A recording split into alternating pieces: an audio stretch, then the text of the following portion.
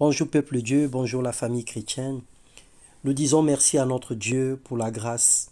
Nous disons merci pour tout ce qui se passe dans ce monde. Nous disons merci parce qu'il nous protège, parce qu'il nous épargne, parce qu'il nous garde fidèles à lui, loin des accidents, des incidents. Dans un monde où tout est devenu trouble aujourd'hui, mais la grâce du Seigneur est sur chacun de nous. Nous ne sommes pas meilleurs que ceux qui sont morts. Nos nations ne sont pas meilleures que les nations qui sont en guerre, les nations qui sont dans des situations difficiles.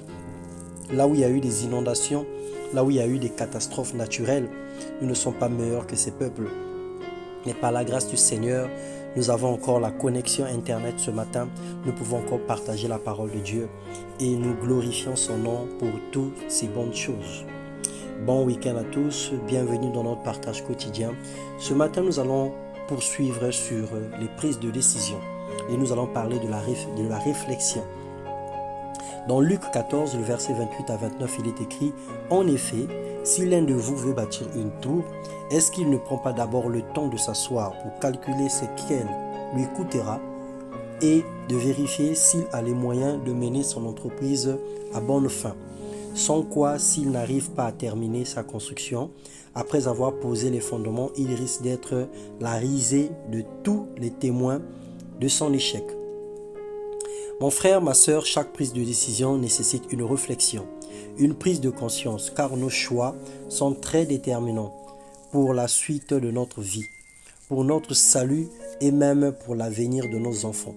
Nos actions peuvent soit bénir ou maudire, ou encore détruire ou construire notre avenir. La Bible déclare « Je conserve mon amour jusqu'à la 1000e génération » et je punis la faute des pères sur les descendants jusqu'à la 3e et même la 4e génération. Exode 34, le verset 7. Cela voudrait systématiquement dire que nous pouvons faire des choix aujourd'hui qui peuvent condamner les générations futures. Nous pouvons poser des actes aujourd'hui, des mauvais choix qui va hypothéquer l'avenir de nos enfants ou nuire à leur expansion. La réflexion sera ta sauvegarde et l'intelligence veillera sur toi. Garde les yeux fixés sur la sagesse et la réflexion, car si vous possédez ces qualités et si elles grandissent sans cesse en vous, elles vous rendront actifs et vous permettront de connaître toujours mieux notre Seigneur Jésus-Christ, nous dit 2 Pierre 1,5 et les Proverbes 2, le verset 11.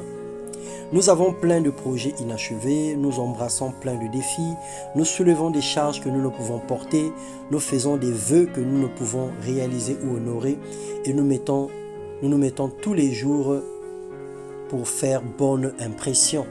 Nous voulons montrer au monde entier que nous sommes des héros, que nous sommes capables de faire, alors que dans le fond, nous ne pouvons même pas. Le Seigneur attire notre attention ce jour. Le Seigneur nous emmène à la réflexion avant de poser des actions, avant de prendre des décisions. Qu'est-ce qui motive tes actions aujourd'hui? Pourquoi et pour qui fais-tu les choses? Pour impressionner qui et pour la gloire de qui? Le Seigneur nous encourage à rechercher la gloire, sa gloire à lui et non celle des hommes, à faire des choses à la limite de nos efforts et de nos capacités, de ne pas vivre au-dessus de nos moyens, à demander et à attendre sa volonté avant d'entreprendre des actions. Nous devons demander la volonté de Dieu, nous devons prier le Père, nous devons dire à Dieu, Seigneur, voici ce que j'entretiens de faire dans mon cœur, quelle est ta volonté? Qu'est-ce que tu me recommandes de faire? Donne-moi la sagesse et l'intelligence. Nous devons marcher dans cet élan. Et nous devons refuser d'être comme Saoul dans le nom de Jésus. Parce que Saoul, il a pris des décisions qui ne glorifiaient pas Dieu. Il était pressé à faire les choix. Et le peuple également qu'il a choisi aussi a regretté plus tard d'avoir choisi un roi comme Saoul.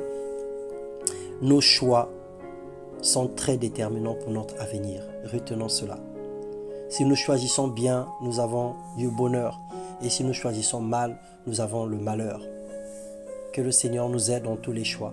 Le choix du conjoint, le choix même de la nourriture à manger pour éviter l'indigestion, le choix des quartiers à habiter, le choix des villes à habiter, le choix des destinations à prendre, le choix même du travail à faire ou de l'emploi à s'engager, le choix du conjoint, le choix de la conjointe, le choix même d'une église à fréquenter.